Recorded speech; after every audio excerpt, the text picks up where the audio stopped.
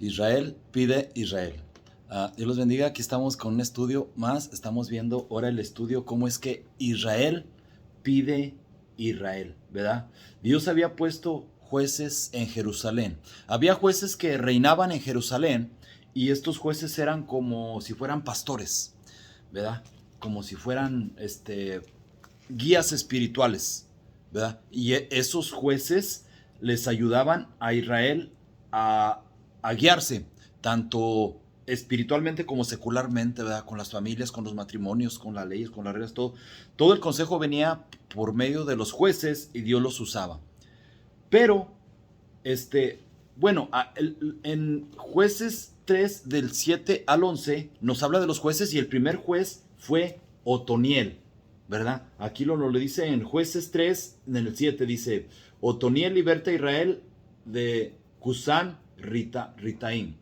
Hicieron pues los hijos de Israel lo malo ante los ojos de Dios y olvidaron a Dios y sirvieron a los Baales y a las imágenes de acera. Y la ira de Dios se encendió contra Israel y los vendió en manos de Cusán Ristaim, rey de Mesopotamia.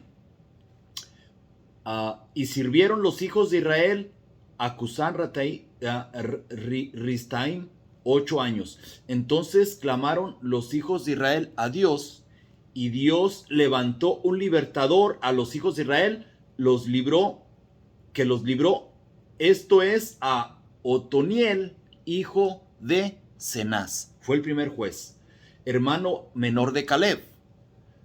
Y el Espíritu de Dios vino sobre él y juzgó a Israel, y salió la batalla, y Dios entregó en su mano a Cusán Ristaim, rey de Siria, y prevaleció su mano contra Cusán Ristaim, y reposó la tierra 40 años, y murió Otoniel, hijo de Cenaz. Bueno, aquí muere este juez, Otoniel, pero le restituye otro, y así hubo 12 jueces en total, ¿verdad? El último juez es Sansón. Eso lo vemos en Jueces capítulo 13 y 16. Fue el último juez que hubo, ¿verdad? En realidad, en total fueron 12, ¿verdad? Y los jueces fueron Otoniel, Ahod, Samgar, Débora, Gedeón, Tola, Jair, Jefté, Ibsán, Elón, Abdón y Sansón. Esos fueron los 12 jueces que Dios puso, ¿verdad? Y el primer libro de Samuel menciona a Elí, a Samuel y con sus hijos de Samuel, que eran Joel y Abías, ¿verdad? Samuel en realidad sí era juez, pero también era profeta y sacerdote. Él era diferente a los otros jueces, ¿verdad? Entonces los libros, primer libro de Samuel y segundo libro de Samuel, son una transición de lo que es los jueces, de cómo se cambia el gobierno de jueces a reyes, ¿verdad? Así es, de eso nos habla primera y segunda Samuel, ¿verdad? Ok, los jueces termina diciendo en Jueces 21-25, dice, en esos días no había rey en Israel, cada uno hacía lo que bien le parecía. O sea, el periodo de los jueces no funcionó. Porque Dios no funcionó, porque los jueces no funcionaron, o porque los mandatos y estatutos, las reglas y prospectos de Dios no funcionan, no, sino porque el hombre no pudo llevarlos a cabo.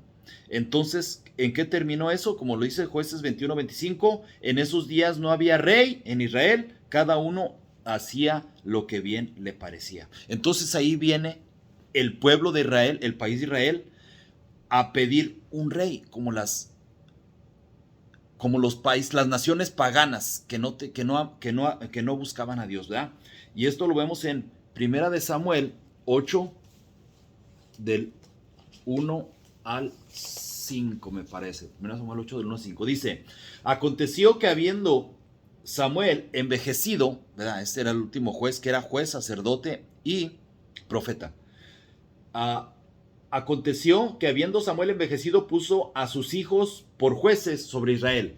Y el nombre de su hijo primogénito fue Joel. Ese fue el primero. Y el nombre del segundo, Abías. Y eran jueces en Berseba. Pero no anduvieron los hijos por los caminos de su padre. Antes se volvieron tras la avaricia, dejándose sobornar y pervirtiendo el derecho.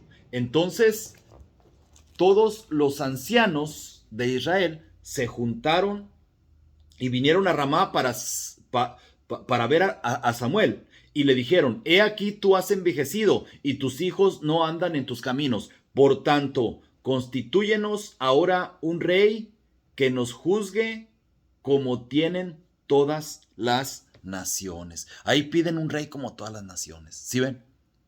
Entonces, allí es que Dios les pone el rey, pero va Samuel con Dios y Dios le dice: no, que no pidan rey, ya tienen su rey, que soy yo, que es Dios. Estos reyes los van a caciquear, les van a pedir impuestos, se van a enseñorear de ellos, que no pidan rey, ya tienen su rey. Pero ellos dijeron: no, queremos rey, Samuel. Dile a Dios que queremos rey. Y Dios dijo: está bien, déjalos. No te desechan a ti, Samuel, sino me desechan a mí, Dios. Eso dijo Dios. Entonces, ponles rey. Pero a estos reyes, Dios mismo les puso sus reglas. Dios les puso reglas y les dijo cómo deberían de andar. Esto nos dice en Deuteronomio 17. En Deuteronomio 17 nos dice, Deuteronomio 17 del 14 al 20 leemos. Aquí está Deuteronomio 17 del 14 al 20. Nos dice: instrucciones acerca de un rey, es el título. Dice: cuando hayas entrado en la tierra que Dios te da y tomes posesión de ella y habites y digas: pondré un rey sobre mí, como todas las naciones que están en mis alrededores, ciertamente pondrás por rey sobre ti al que Dios escogiere. De entre tus hermanos pondrás rey sobre ti. No podrás poner sobre ti a hombre extranjero, pues no sea tu hermano. Pero él no, fíjense las instrucciones que era para el rey. Pero él no aumentará para sí caballos, ni hará volver al pueblo a Egipto con el fin de aumentar los caballos, porque Dios os ha dicho: no volváis nunca por este camino, ni tomará para sí muchas mujeres, para que su corazón no se desvíe, ni plata ni oro amontonará para sí en abundancia. Y cuando se siente sobre el trono de su reino, entonces escribirá para sí un libro, una copia de esta ley, del original que está al cuidado de los sacerdotes levitas, y lo tendrá consigo y leerá en él todos los días de su vida, para que aprenda a temer a Dios, para guardar todas las palabras de esta ley y esos estatutos, para ponerlas por obra. O sea, la Biblia, tenía que tener la Biblia ahí en su mano todos los días. No sé si los gobernantes hoy en día tienen sus Biblias ahí preparadas para gobernar, ¿verdad? No creo. Para que no se eleve su corazón sobre sus hermanos, ni se aparte del mandamiento a diestra ni a siniestra, a fin de que prolongue sus días en su reino, él y sus hijos en medio de Israel. Ahí están las instrucciones para el rey, ¿verdad? La mayoría de reyes de Judá y de Israel no cumplieron con esto. La mayoría fueron malos reyes. Pero Dios ya le había dicho al pueblo: no pidas rey, ya tienes tu rey, ¿verdad? Entonces, muy pocos reyes lograron hacer la instrucción de Dios, ¿verdad? Por eso Dios no quería darle rey, ¿verdad? Tenía que ser su rey, Dios, ¿verdad? Entonces, Israel quería tener rey como las naciones, como los demás, ¿verdad? Porque le importaba mucho lo que iban a decir del país de Israel, del pueblo de Israel. Le importaba mucho qué iban a decir, qué dicen de ellos, cómo se gobiernan, cómo está, ¿verdad? Y muchas de las veces así estamos nosotros, ¿verdad? A nosotros nos importa más la reputación que el carácter, muchas de las veces. Queremos ser como los demás, ¿verdad? ¿Qué es reputación y qué es carácter? Bueno, reputación es qué dicen los demás de ti. Carácter es qué dice Dios de ti. Y es lo más importante que debemos nosotros de cuidar, ¿verdad? Nuestro carácter, que nuestra reputación, ¿verdad?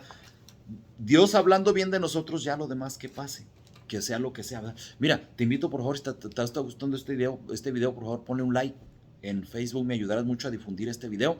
También suscríbete a mi canal, a Juan Belmontes en YouTube. Ahí estoy. Si te suscribes, ahí te van a llegar notificaciones cada miércoles, cada lunes, cada miércoles estoy poniendo nuevos videos, ¿verdad? Y esto es para la gente que no va a la iglesia, que no lee la Biblia, para que escuche palabra de Dios, ¿verdad? Entonces, Israel eligió un rey imperfecto, ¿verdad? Con sus imperfecciones, ¿verdad? Aunque un rey, más que a un rey perfecto con sus perfecciones, como era Dios. Dios era un rey perfecto con sus perfecciones, pero ellos dijeron, no, nosotros queremos un rey imperfecto, con sus imperfecciones, así dijeron, ¿verdad? Entonces, así nosotros, del que nos sometemos, venimos a ser esclavos.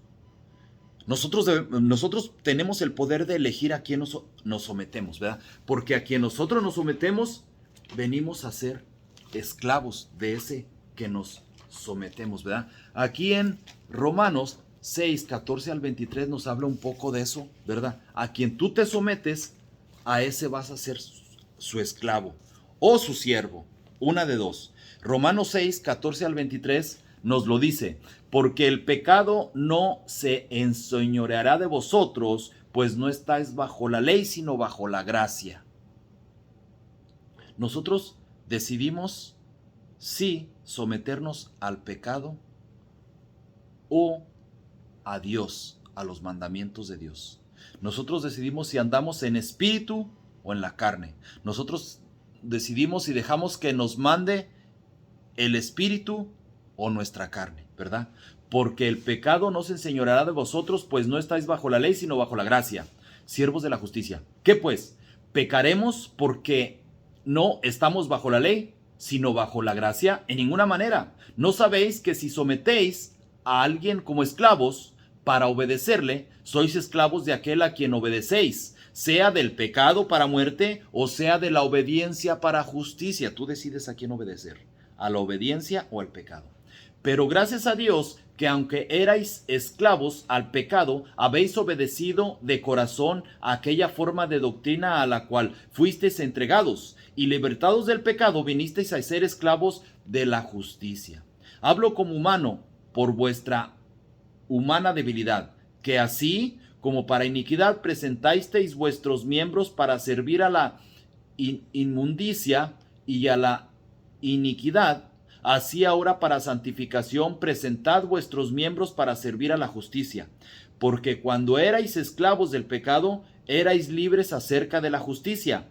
Pero ¿qué fruto teníais de aquellas cosas de las cuales ahora os avergonzáis? Porque el fin de ellas es muerte. Mas ahora que habéis sido libertados del pecado y hechos siervos de Dios, tenéis por vuestro fruto la santificación y como fin la vida eterna. Porque la paga de pecado es muerte, mas la dádiva de Dios es vida eterna en Cristo Jesús, Señor nuestro. ¿Quién es tu rey? ¿A quién te estás sometiendo? ¿Al pecado o a la obediencia? Tú lo decides. Tú decides las consecuencias que hay en tu vida, ¿verdad? ¿Por qué? Porque nosotros decidimos y elegimos para dónde va nuestra vida espiritual, ¿verdad? Si nos sometemos al pecado, recibiremos vergüenza y muerte. Esto lo dice Romanos 6, 20, 21. Ahorita lo leí. Romanos 6, 20, 21 dice, porque cuando erais esclavos del pecado, erais libres acerca de la justicia. Pero, ¿qué fruto tenías de aquellas cosas de las cuales ahora avergonzáis? Porque el fin de ellas era muerte, ¿verdad? Y si venimos a ser siervos de Dios, el fruto es la santificación y la vida eterna, ¿verdad? Entonces venimos a ser siervos de Dios, de la obediencia, y como fin la santificación y la vida eterna. Mas ahora que habéis sido libertados del pecado y hechos siervos de Dios, tenéis por vuestro fruto la santificación y como fin la vida eterna, porque la paga de pecado es muerte, mas la dádiva de Dios es vida eterna en Cristo Jesús, Señor nuestro, ¿verdad? Aquí vemos que Israel eligió un rey imperfecto, como les había dicho, ¿verdad?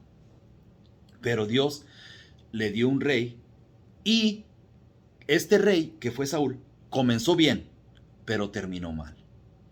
Lo que les había dicho iba a pasar. Lo que les había dicho Dios pasó. Que iba a pasar, pasó. Primera Samuel 8, 6 al 19. Ahí nos habla de Samuel, ¿verdad? Cómo es que comenzó bien y todo parecía que iba bien, pero terminó mal, ¿verdad? Entonces, ahora nosotros mismos, tú mismo, donde estás, no sé qué vida llevas. Pero la vida que tú llevas depende de tu elección. O sea, más bien tu elección a quien tú pones como tu rey es lo que va a determinar cómo vas a vivir, ¿sí? ¿Eliges el pecado o eliges la obediencia? Y eso va a determinar qué dirección le vas a dar. No estoy hablando de religiosidad, no, eso sale sobrando, eso ya es extra, sí, no. Ahorita se trata de qué eliges tú, qué camino estás llevando, obediencia o pecado. Uno es para muerte y otro es para bendición. Dios te bendiga.